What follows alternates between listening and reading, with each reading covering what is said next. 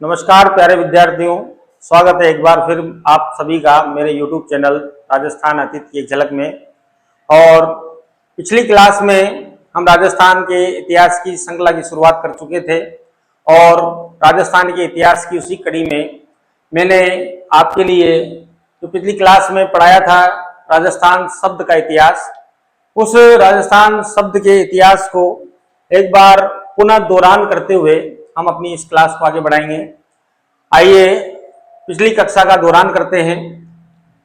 हम बात कर रहे थे पिछली क्लास में कि किस प्रकार से राजस्थान शब्द को ये वर्तमान स्वरूप मिला, प्राचीन काल से लेकर वर्तमान काल तक के इस राजस्थान शब्द के इतिहास को एक बार मैं पुनः आपके सामने दोहरा रहा हूं।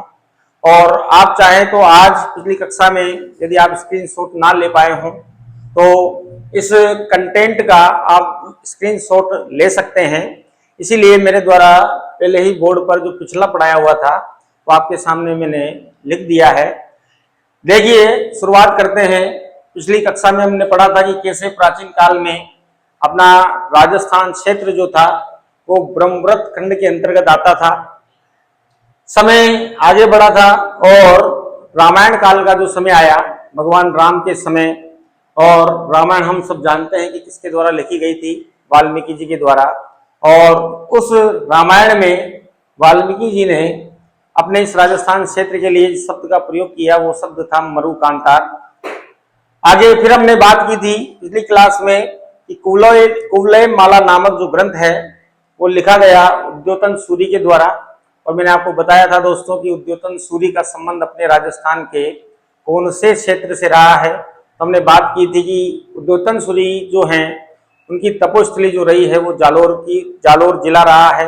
और जालोर का वो स्थान भीनमाल जो अपने राजस्थान में साधु संतों सन्यासियों इन सब के लिए बड़ा प्रसिद्ध रहा है और कई सारे विद्वान इस भीनमाल की इस भूमि से निकले हैं। आगे बात करेंगे उन सब की।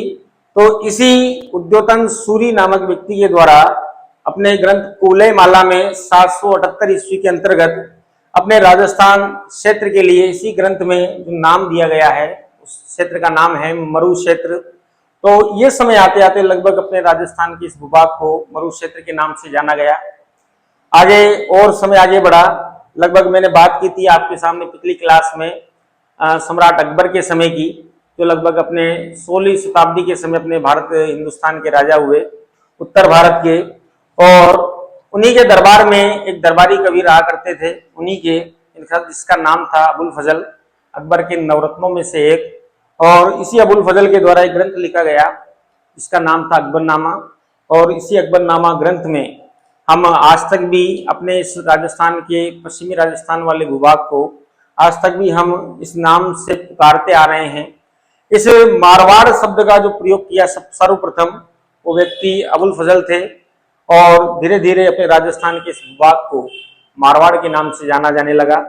आगे हमने बात की थी एक आयरिश सैनिक आया अपने राजपुताने में और लगभग मेरे द्वारा थोड़ा गलत लिख दिया गया है, यहाँ जो समय है 1800 ईस्वी। तो जॉर्ज थॉमस नाम का जो आयरिश सैनिक था वो कभी अपने राजपुताना में आया।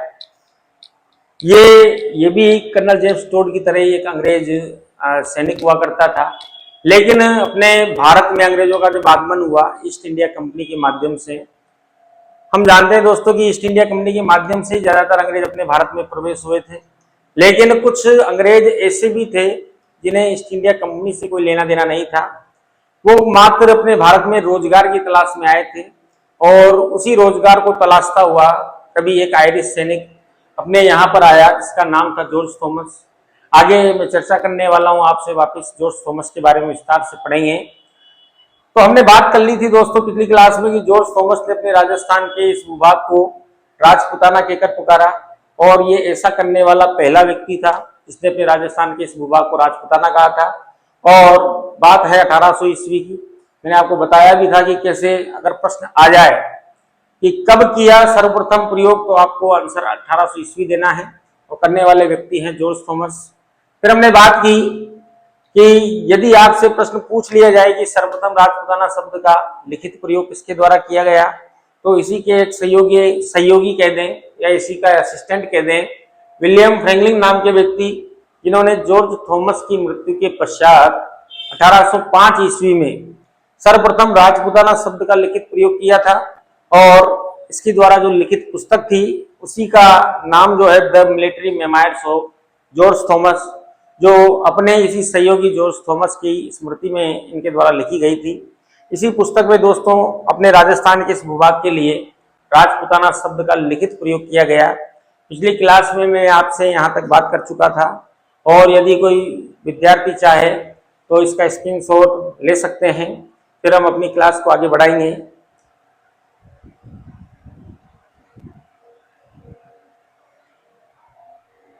स्क्रीनशॉट ले ले भाई।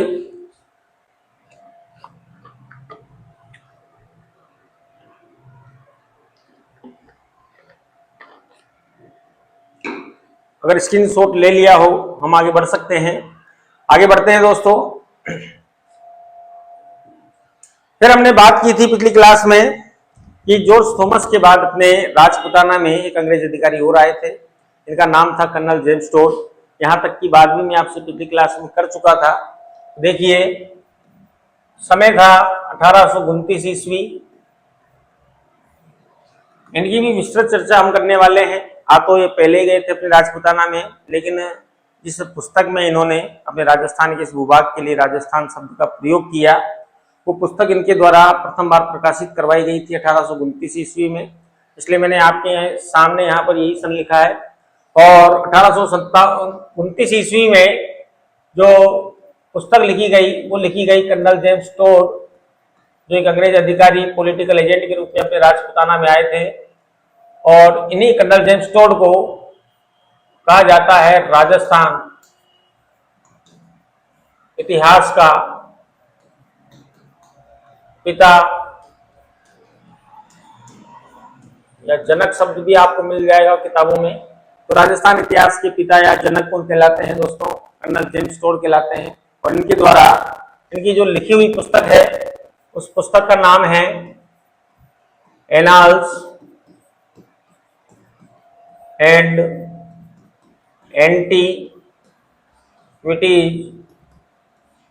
ऑफ राजस्थान। इसी पुस्तक में पहली बार कर्नल जेम्स टोड ने अपने राजपुताना के इस भूभाग के लिए जिन शब्दों का प्रयोग किया वो शब्द हैं, कहीं कहीं पर इस पुस्तक में नाम लिखा हुआ मिलता है इस क्षेत्र का रायथान। कहीं कहीं पर आप देखेंगे कि इस पुस्तक में अपने राजस्थान क्षेत्र के लिए कहीं कहीं रजवाड़ा शब्द का प्रयोग किया गया, और कहीं पर इस क्षेत्र के लिए राजस्थान शब्द का प्रयोग किया कर्नल जेम्स टोड ने। तो यहां पर हम पाते हैं दोस्तों कि सबसे पहले यदि राजस्थान शब्द का प्रयोग किसी व्यक्ति के द्वारा किया गया अपने भूभाग के लिए, तो वो व्यक्ति थे कर्नल जेम्स टोड। यहां तक भी हम पिछली क्लास में बात कर चुके थे। आप चाहो तो इसका स्क्रीनशॉट ले लें, इसके बाद हम अपनी क्लास को आगे बढ़ाएंगे। आगे बढ़ते हैं दोस्तों। अगर मैं बात करूं कि विधिवत रूप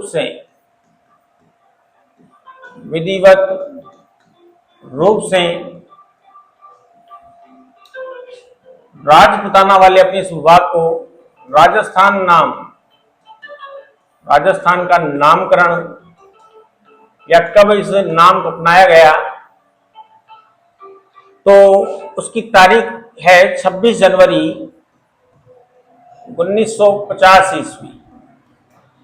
और दोस्तों ये तारीख है अपने राजस्थान के इतिहास में हम देखते हैं कि जब अपने राजस्थान का एकीकरण चल रहा था तो 7 भागों में संपन्न हुआ था। इस एकीकरण का जो चरण था, छठा चरण, बात कर रहा हूं मैं आपसे छठे चरण की।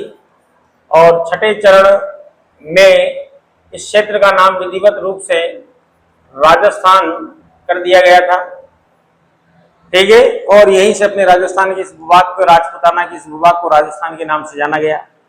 आगे हम बात करते हैं कि इस छठे चरण से पूर्व एक चरण था, दूसरा चरण। आगे एकीकरण में हम सब इन चरणों को पढ़ेंगे। तो दूसरे चरण का जो समय है 25 मार्च 1948 ईस्वी।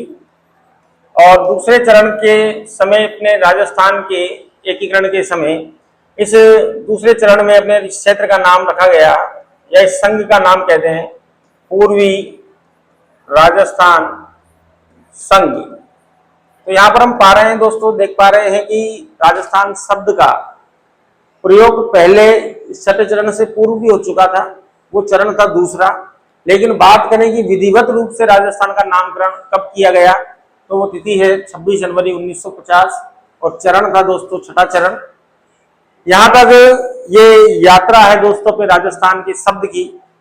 कुछ बातें और मैं आपसे राजस्थान शब्द से संबंधित करना चाहूंगा। यहाँ पर यदि बात करें राजस्थान का जो इतिहास हम पढ़ रहे हैं, इस इतिहास की यदि बात करें तो इतिहास को दोस्तों जिन सामग्रियों की सहायता से इतिहास के तथ्यों को अपने सामने लाया जाता है, वो इतिहास के वो तथ्य कहलाते हैं पुरातात्विक स्रोत। और उन पुरातात्विक स्रोतों में मैं आपसे नाम लूं, उस पुरातात्विक स्रोतों में आप सिक्कों, प्राचीन काल के उन सिक्कों को शामिल कर सकते हैं। इसमें प्राचीन काल के उन शिलालेखों को शामिल कर सकते हैं जो कहीं हमें कहीं ना कहीं मंदिरों के समीप मिले हैं, कई थानों पर मिले हैं। तो इन सब चीजों से मिलाकर इनको संकलित करके अपने राजस्थान के इतिहास को तैयार किया गया। यदि मैं उन पुरातात्विक स्रोतों की आपसे बात करूं कि क्या कहीं इन पुरातात्विक स्रोतों में भी अपने राजस्थान शब्द का उल्लेख मिलता है, तो थोड़ी सी बात मैं आपसे इस बारे में और करना चाहूंगा दोस्तों। तो अगर आप चाहें तो इसका स्क्रीनशॉट ले सकते हैं और फिर हम अपनी क्लास को आगे बढ़ाएंगे। तो बात कर रहा हूं मैं पुरातात्विक स्रोतों की, और पुरातात्विक स्रोतों के अंतर्गत देखो कौन कौन सी चीजें आती है जिनके संकलन के माध्यम से राजस्थान की जो सामग्री है वो तैयार की जा, अपने इतिहास की सामग्री को तैयार किया जाता है। और वो स्रोत है दोस्तों, आप इन स्रोतों में शिलालेखों को रख सकते हैं। शिलालेख हो सकता है वो, या उस जमाने के प्राचीन काल के राजाओं के द्वारा चलाए गए सिक्के हो सकते हैं। पुस्तकें, प्राचीन काल की लिखी हुई पुस्तकें हो सकती है या ग्रंथ हो सकते हैं। ताम्र पत्र हो सकते हैं, जो पट्टे वगैरह उस जमाने में प्रदान किए जाते थे, वो सामग्रियां। इन सब चीजों को दोस्तों पुरातात्विक स्रोतों में रखा जाता है। अगर मैं कहूं कि क्या कहीं इन चीजों में से कोई चीज ऐसी है जिनमें कहीं अपने राजस्थान क्षेत्र के लिए या राजस्थान नाम कहीं मिलता है, तो बात कर रहा हूं मैं यहाँ पर। सबसे पहले एक शिलालेख मिला है दोस्तों, और उस शिलालेख का नाम है बसंतगढ़ शिलालेख। बसंतगढ़ शिलालेख, इस शिलालेख को बड़ी आसानी से हम समझ सकते हैं। अपने आसपास हमने कई जगह देखा है, कई ऐसे स्थान मंदिर होते हैं, मंदिरों की प्राण प्रतिष्ठाएं करवाई जाती हैं, और मंदिर के बाहर कहीं ना कहीं किसी शिला पर लिखवा दिया जाता है। नेम प्लेट का यूज करते हैं वैसे तो हम आजकल, लेकिन उन पत्थरों पर लिखवा दिया जाता है कि आज ही के दिन उसकी तिथि, उसका समय और किसके द्वारा प्राण प्रतिष्ठा करवाई जा रही है, वो सारा जानकारी हम कहीं ना कहीं एक प्लेट पर लिखवा कर अंकित करवा दिया करते हैं। कहीं आप किसी पानी की प्याऊ पर चले जाएं, वहां पर भी लिखवा दिया जाता है कि आज इस प्याऊ का उद्घाटन फलाने फलाने व्यक्ति के द्वारा आज स्थिति को इन्हीं के कर कमलों से हुआ। किसी का भी उद्घाटन तो लिखवाने की प्रथा उस प्राचीन काल से अपने राजाओं की रही है। तो एक शिलालेख जो पत्थरों पर लिखवाना, राजा अपनी उपलब्धियों को उस समय इन पत्थरों पर लिखवा दिया करते थे। तो ये शिलालेख जो मिला है दोस्तों, ये शिलालेख बसंतगढ़ का जो शिलालेख है ये मिला है आपके सिरोही जिले से। और यदि मैं बात करूं इस शिलालेख की समय की, सिरोही अपने राजस्थान का दक्षिणी जिला है। इस समय की बात करें यदि शिलालेख की, तो ये शिलालेख है दोस्तों 625 ईस्वी का। और यदि आप कहीं आपको किताबों में ऐसा मिलेगा, इसकी तिथि को में यदि आप 57 वर्ष और जोड़ दें तो इसका लगभग समय आएगा 682 विक्रम संवत। वहां पर आपको फिर पीछे ईस्वी लिखा हुआ नहीं दिखेगा, आपको विक्रम संवत दिखेगा। तो यदि 682 विक्रम संवत हो तो यदि आप उसमें से 57 माइनस कर देंगे तो वो ईस्वी के रूप में आपके सामने आ जाएगा। तो मैंने यहाँ इसको ईस्वी में लिखा है, तो 625 ईस्वी के समय का ये शिलालेख है। और यदि मैं राजा की बात करूं तो उस समय वर्मलात नाम के राजा हुआ करते थे सिरोही के अंदर, और उन्हीं के समय का ये शिलालेख है दोस्तों। इसी शिलालेख में यदि मैं बात करूं तो जानकारी से संबंधित यदि हम देखें, इस शिलालेख में एक शब्द लिखा हुआ मिला, उस शब्द का नाम है राजस्थानिया दित्ते। अब देखने को तो हमें इस पूरे शब्द में ये नजर आ रहा है कि राजस्थान शब्द का हमें वो दिखाई दे रहा है, राजस्थान शब्द लिखा हुआ, लेकिन बात यह है कि क्या वास्तव में इस शब्द को अपने राजस्थान के क्षेत्र के लिए ही प्रयोग किया गया था? यहाँ पर इस जानकारी का मिलना थोड़ा मुश्किल है कि क्या वास्तव में राजा वर्मलात के द्वारा जब इस शिलालेख को लिखवाया गया उस समय क्या इस क्षेत्र के लिए इस नाम का प्रयोग किया गया, या फिर ये नाम किसी व्यक्ति विशेष का था। क्योंकि हम जानते हैं कि पीछे राजस्थानी के पीछे ये आदित्य शब्द जुड़ा हुआ है, तो हो सकता है ये किसी व्यक्ति की उपाधि रही हो।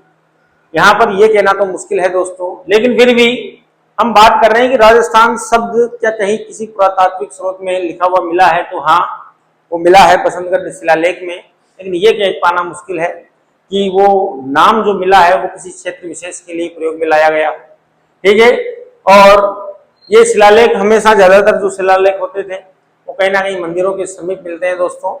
तो ये जो स्थान है सिरोही के अंदर, यहाँ पर एक मंदिर है, कहीं कहीं आपको ये शब्द मिलेगा खीमज माता, या ओब्लिक लगाकर मैं इसको लिख दूं खीमल माता का एक मंदिर है दोस्तों, और इसी मंदिर के समीप ये शिलालेख मिला है।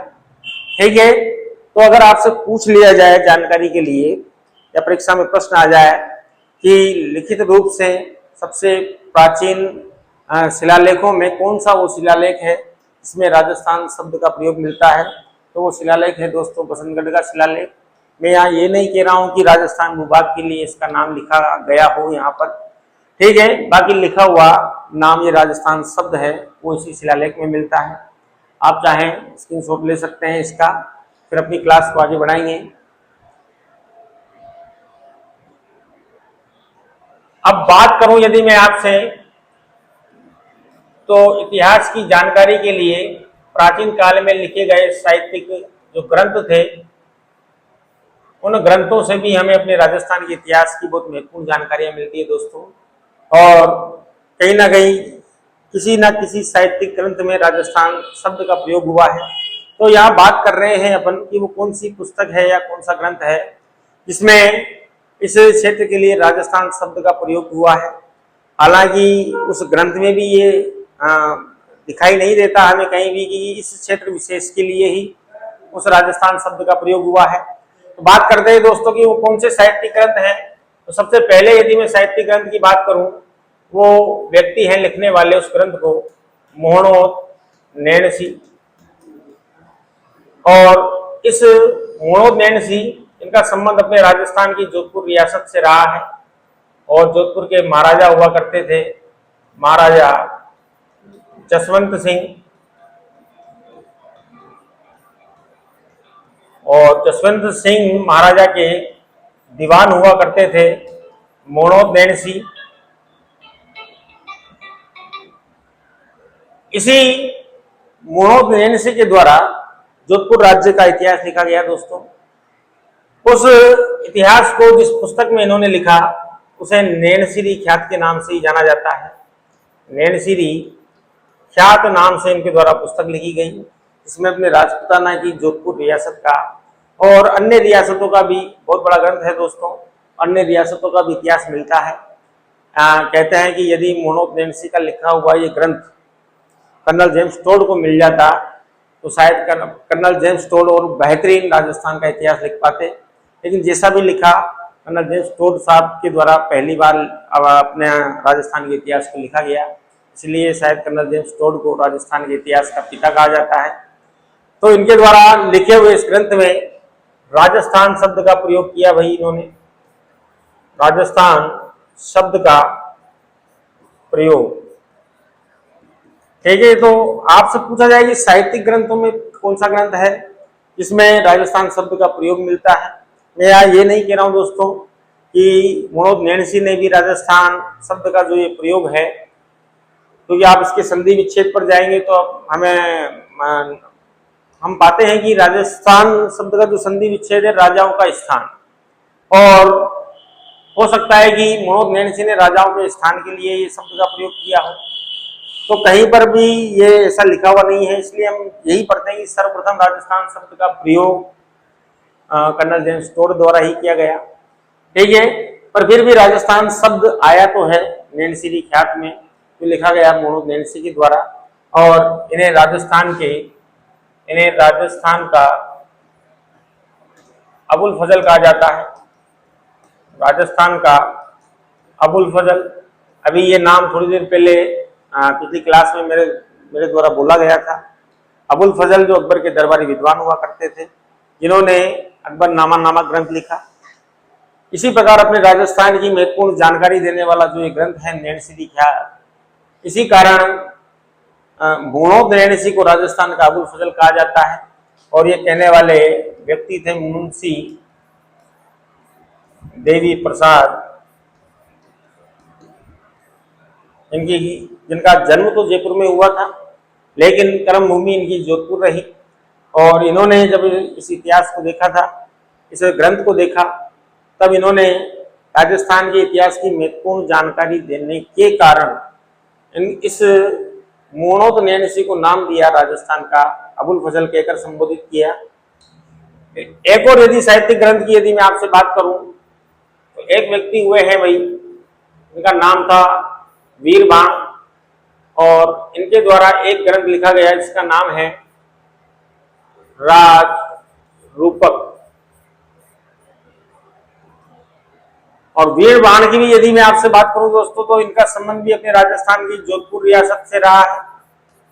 और जोधपुर के उस समय महाराजा हुआ करते थे, महाराजा अभय सिंह, और उन्हीं के दरबार में रहा करते थे।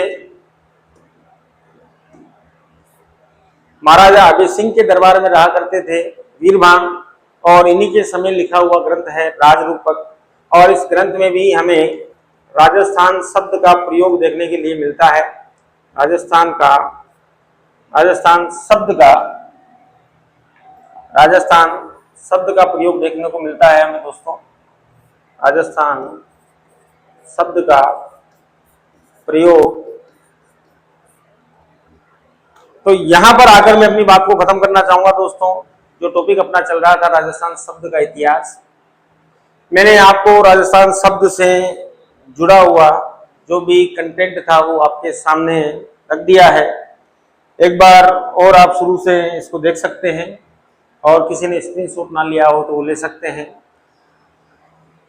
प्राचीन काल से लेकर वर्तमान स्वरूप तक कैसे राजस्थान शब्द की यात्रा रही, इसको आप देख सकते हैं यहाँ पर। आज हमने बात की कर्नल जेम्स टोड की, जिन्हें राजस्थान इतिहास का पिता कहा जाता है, और इसी पुस्तक में इन्होंने सर्वप्रथम राजस्थान शब्द का प्रयोग किया।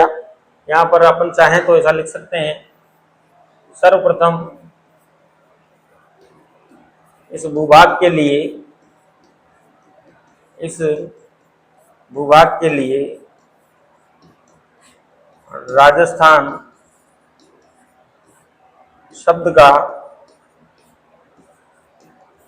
प्रयोग किया।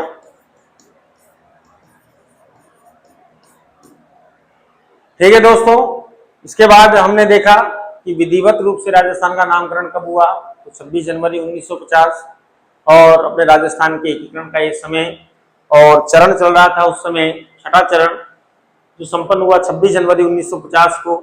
और इसी चरण में विधिवत रूप से अपने राजस्थान का नाम राजस्थान रख दिया गया। इस राजस्थान शब्द का प्रयोग दूसरे चरण में भी हमें देखने को मिलता है, जब राजस्थान का एकीकरण चल रहा था।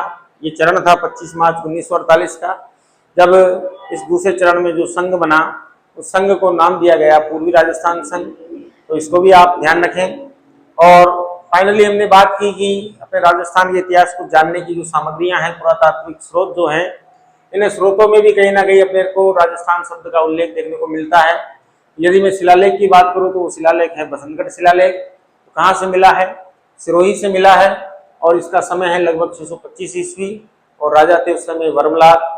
और यहाँ पर जो शब्द लिखा हुआ मिला वो शब्द है राजस्थानी आदित्य। और ये जो शिलालेख मिला है दोस्तों बसंतगढ़ का, खीमच या खीमल माता मंदिर से हमें प्राप्त होता है। आगे साहित्यिक ग्रंथों की यदि बात की जाए तो अपने राजस्थान के दो ऐसे साहित्यकार हुए हैं। एक व्यक्ति मोहनोदय सिंह है, दूसरे व्यक्ति है वीरबाण। दोनों का संबंध ही अपने जोधपुर की रियासत से रहा है। एक अपने उस समय के जो तत्कालीन महाराजा थे, महाराजा जसवंत सिंह, इन्हीं के दीवान हुआ करते थे मोहनोदय सिंह। और इनके द्वारा जो लिखा हुआ ग्रंथ है नैनसिरी ख्यात, जो जोधपुर राज्य के इतिहास को की जानकारी देने का महत्वपूर्ण ग्रंथ है। और लगभग अपने राजपुताने की सभी रियासतों का इतिहास लिखने का प्रयास किया था मोहनोदय सिंह ने। बड़ा इंपॉर्टेंट ग्रंथ है अपने राजस्थान का, इसीलिए मुंशी देवी प्रसाद ने इन्हें राजस्थान का अबुल फजल भी कहा है। और इस ग्रंथ में भी हमें राजस्थान शब्द का प्रयोग देखने को मिलता है, उल्लेख मिलता है। और वीरबाण इनका ग्रंथ है राजरूपक, और ये भी जोधपुर से ही संबंधित थे। उस समय तत्कालीन महाराजा हुआ करते थे महाराजा अभी सिंह, उन्हीं के दरबारी हुआ करते थे वीरबाण। और इस ग्रंथ में राजस्थान शब्द का प्रयोग वीरबाण ने अपनी ग्रंथ राजरूपक में भी किया है। तो ये थी दोस्तों राजस्थान शब्द के इतिहास की यात्रा, कैसे राजस्थान शब्द वर्तमान में अपने इस स्वरूप को प्राप्त कर सका। ठीक है, अब बात करते हैं, हम आगे बढ़ते हैं दोस्तों। मैंने आपको दो व्यक्तियों के नाम इस टॉपिक में हमने देखा कि दो व्यक्ति हैं। एक है अपने सामने जॉर्ज थॉमस।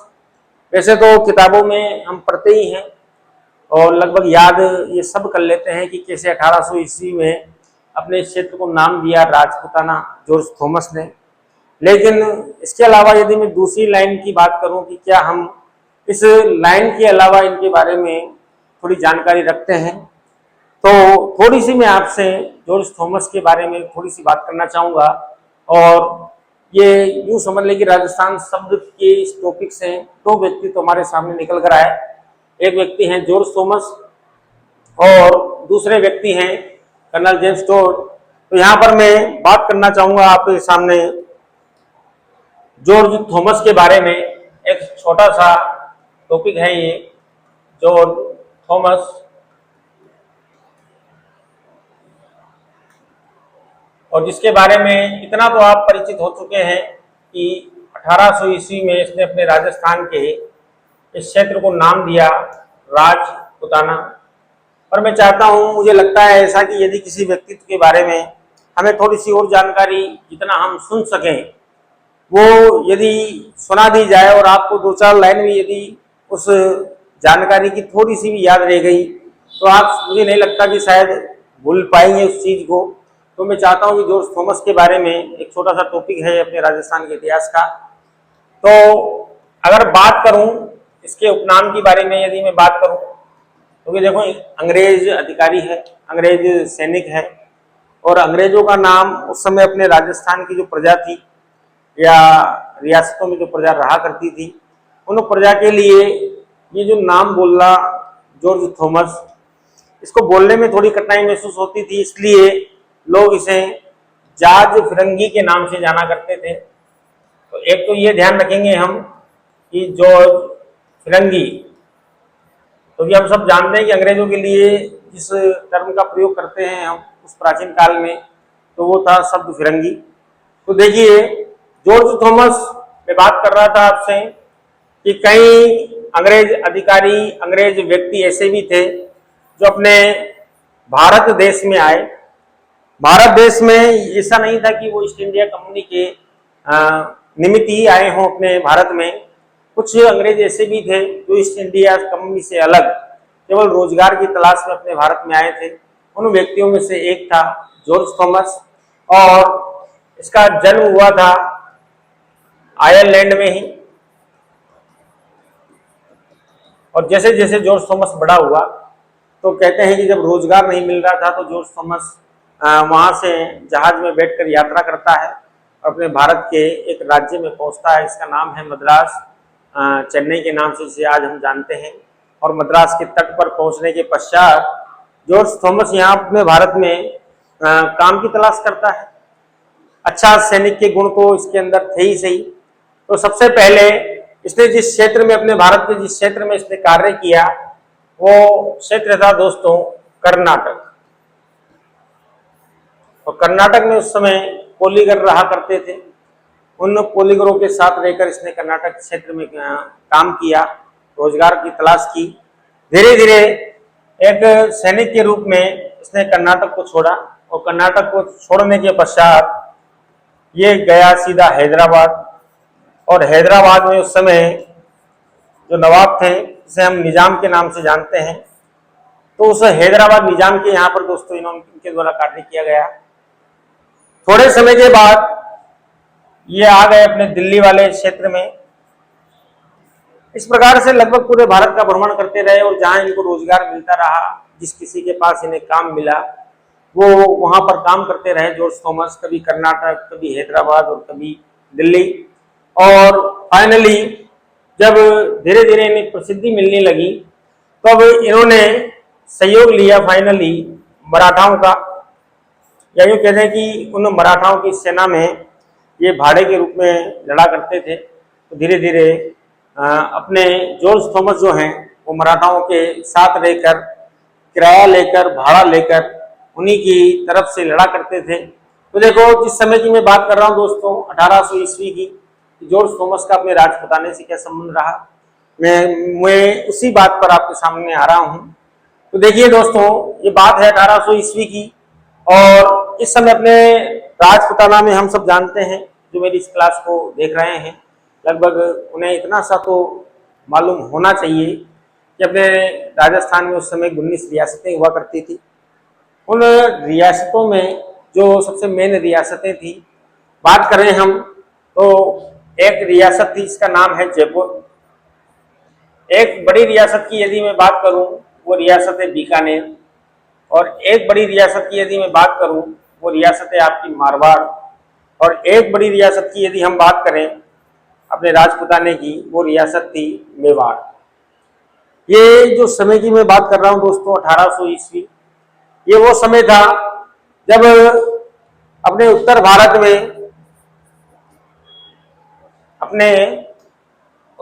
में दोस्तों एक वंश छाया हुआ था, इसका नाम है मराठा। और इधर एक जाति पिंडारी कहते हैं, इसको पिंडारी कहते हैं। पिंडारियों और मराठाओं का बड़ा आतंक इस समय अपने राजस्थान में था दोस्तों। यह आतंक कैसे हुआ? इस समय अंग्रेज अपने भारत में, एक तरफ है अंग्रेज, एक तरफ है पिंडारी और एक तरफ है मराठा।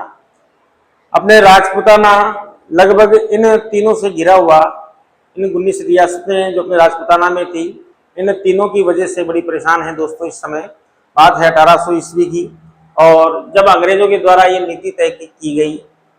नीति क्या है दोस्तों अंग्रेजों की?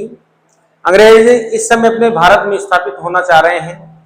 धीरे धीरे जो कंपनी व्यापार करने आई थी, वो कंपनी अब धीरे धीरे अपने भारत में राज करने के उद्देश्य से अपने आप को स्थापित करने लगी।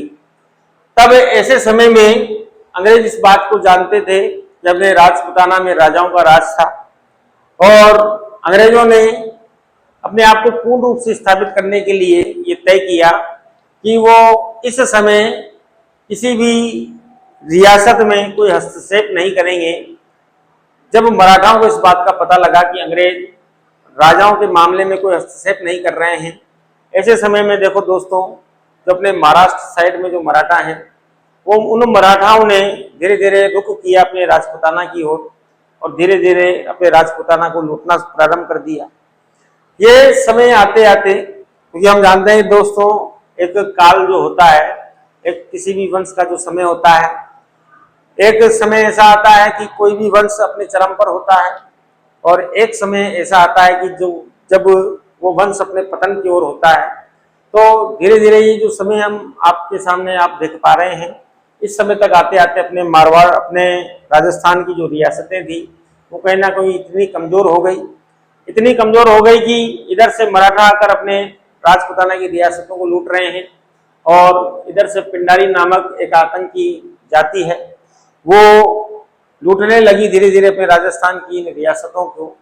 और अंग्रेज दूर से ही इस तमाशे को देख रहे थे, किस प्रकार मराठा और पिंडारियों ने इस राजस्थान की इन रियासतों को लूट लूट कर बड़ा जर्जर बना दिया था। ये वो समय था दोस्तों। और बात करनी है हमें जॉर्ज थॉमस की, इन मराठाओं की बात हम आगे विस्तृत रूप से करेंगे, लेकिन हम आ जाते हैं वापस जॉर्ज थॉमस पर।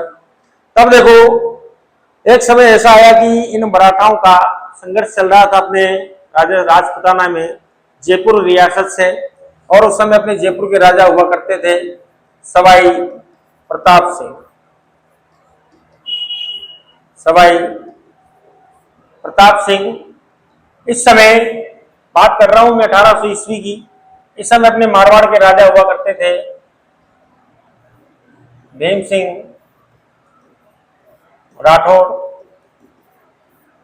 और इस समय अपने बीकानेर के राजा हुआ करते थे महाराजा सूरत सिंह। और यदि मेवाड़ की बात करूं तो इस समय यहाँ राजा थे महाराणा भीम सिंह। और ये वो समय था दोस्तों जब इन मराठाओं और इन पिंडारियों ने अपने राजस्थान को लूट लूट कर इतना जर्जर बना दिया, इतना खोखला बना दिया कि केवल अपने इन राजाओं के पास एक ही रास्ता था कि वो ईस्ट इंडिया कंपनी के पास जाकर उनसे संरक्षण प्राप्त कर ले या उनकी सहायता मांग ले। कई राजाओं के द्वारा प्रयास भी किया गया अंग्रेजों से सहायता मांगने का, लेकिन अंग्रेजों ने पहले ही कह रखा था कि हम रियासतों के मामले में कोई हस्तक्षेप नहीं करेंगे। और ऐसे समय में मराठा अपने राजपुताना में और अधिक आक्रमण करने लगे। तो ये प्रसंग मिलता है दोस्तों कि मराठा जो थे एक बार जयपुर रियासत पर आक्रमण करते हैं, और उस समय राजा हुआ करते थे जयपुर के सवाई प्रताप सिंह। लकवा दादा नाम का एक मराठा सरदार, जो सिंधिया मराठा अपन जानते हैं अपने ग्वालियर साइड में, सिंधिया मराठाओं के एक सेनापति हुआ करते थे दोस्तों, जिसका नाम था लकवा दादा। और वो आते हैं और अपने जयपुर पर आक्रमण करते हैं। जयपुर के महाराजा सवाई प्रताप सिंह को जब पता लगा कि मराठाओं ने आक्रमण कर दिया है, तब महाराजा ने अपनी सेना को तैयार किया और सीधे मैदान में पहुंची जयपुर की सेना। इधर से मराठाओं की सेना मैदान में पहुंची। तब जो मराठा सरदार था लकवा दादा, उस सरदार ने शरण ली या ये सहायता मांगी, कह दें अपन, जॉर्ज थॉमस इस समय बहुत प्रसिद्धि पा चुका था दोस्तों अपने भारत में। और अपने राजस्थान के ऊपर जो राज्य है हरियाणा, वहां पर इसने अपना एक अलग ही किला बना लिया था दोस्तों। इसका नाम इसने रख दिया था जॉर्जगढ़। तब मराठा सरदार ने सहायता मांगी जॉर्ज थॉमस की, और जॉर्ज थॉमस मैंने आपको बता ही दिया है कि कैसे किराए पर रहकर लड़ा करते थे, किराया लेकर, भाड़ा लेकर किसी भी सेना की ओर से लड़ने के लिए तैयार हो जाया करते थे। तब यहाँ पर जॉर्ज थॉमस अपनी सेना के साथ सहायता करने इस मराठा सरदार की पहुंच गया सीधा जयपुर। और जब इसने यहाँ आकर देखा अपने राजस्थान की इस भूमि को, राजपुताना को, तब इसने यहाँ पर देखकर, क्योंकि यहाँ पर उस समय राजपूत राजाओं का राज था, इसीलिए उसने इस क्षेत्र को नाम दिया दोस्तों, कौन सा, राजपुताना। और ये नाम दिया 1800 ईस्वी में। अब जॉर्ज थॉमस आ तो गया दोस्त, इधर जयपुर की सेना तैयार थी लड़ने के लिए। देखिए, एक तरफ है सवाई प्रताप सिंह और दूसरी ओर है मराठा सरदार। और इस मराठा सरदारों की ये जो सेना थी मराठाओं की, इनकी सहायता देने के लिए आए इन्हें जॉर्ज थॉमस, और आए भाड़े पर थे। जैसे ही सवाई प्रताप सिंह की सेना को पता लगा कि जॉर्ज फिरंगी अपनी सेना के साथ सहायता करने आ गया है मराठाओं की, तो सवाई प्रताप सिंह की सेना के पैर उखड़े और सेना वापस जयपुर की ओर भागने लगी। क्योंकि जयपुर की सेना को पता था कि इन दोनों की सेनाओं से मुकाबला नहीं कर पाएंगे ये, और जयपुर की सेनाएं आगे आगे भाग रही है। जॉर्ज थॉमस को पता लगा कि जयपुर की सेनाएं भाग रही हैं, तब जॉर्ज थॉमस ने जयपुर की सेना का पीछा किया। अब दोस्तों उस जमाने में क्या होता था कि जैसे युद्ध होते थे, इस समय तक आते आते तो जो भी सेना हारी हुई होती थी और भाग रही होती थी यदि मैदान छोड़कर, तो ऐसे समय में क्या होता था कि ये तो तय है कि जो शत्रु सेना है वो पीछा करेगी भागती हुई सेना का, और यहाँ पर भी ऐसा ही हुआ। सवाई प्रताप सिंह की सेना जयपुर की ओर भागने लगी और इधर जॉर्ज थॉमस की सेना ने पीछा किया किसका, अपनी जयपुर की सेना का। अब उस जमाने में क्या होता था कि भागेगी सेना, भाग रही है तो भागते भागते प्यास तो लगनी है, इस बात से भली भांति परिचित होती थी शत्रु सेना। तब क्या किया जयपुर की सेना ने कि रास्ते में जितने भी कुएं आते थे पानी से संबंधित, जहां से कहीं पानी मिल सकता था शत्रु सेना को, या जो सेना पीछा करती हुई आ रही है उसको पानी ना मिले, इसके लिए भागती हुई आगे भागती हुई जो सेना होती थी वो उन कुओं को पाट दिया करती थी या उन्हें भर दिया करती थी, उनके अंदर मिट्टी वगैरह डालकर उन्हें बिल्कुल से पैक कर दिया करती थी, ताकि पीछे जो पीछा करती हुई जो सेना होती थी वो सेना को पीने का पानी ना मिले। और जयपुर की सेना ने यही किया।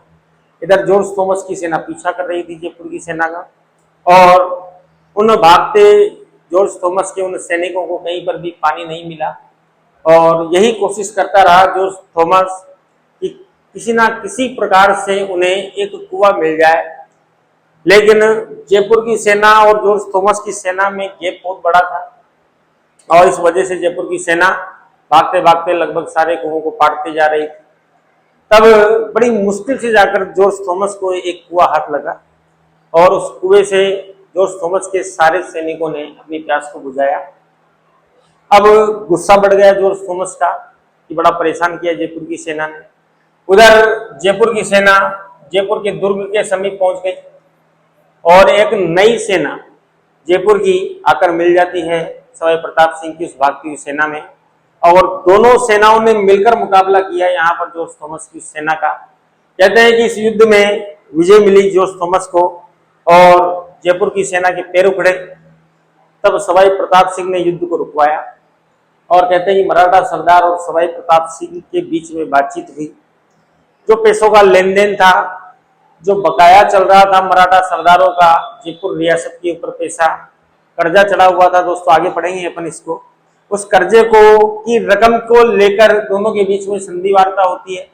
लेकिन पैसा कम देने के कारण, इतना पैसा उस समय नहीं था, क्योंकि मैं बता चुका हूं आपको कि कैसे उस समय अपने राजपुताना की लगभग सभी रियासतें कंगाल हो चुकी थी।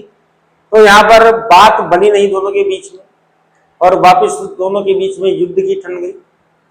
और वापस जब ये तय हो गया कि दोनों सेनाओं के बीच में वापस युद्ध होना है, तब कहते हैं कि पास ही की एक रियासत थी अपने जयपुर के, उस रियासत का नाम था दोस्तों बीकानेर, और बीकानेर के उस समय राजा हुआ करते थे सूरत सिंह। और कहते हैं कि ये सूरत सिंह जी इस समय सहायता करने के लिए पहुंचे अपने जयपुर के महाराजा सवाई प्रताप सिंह की।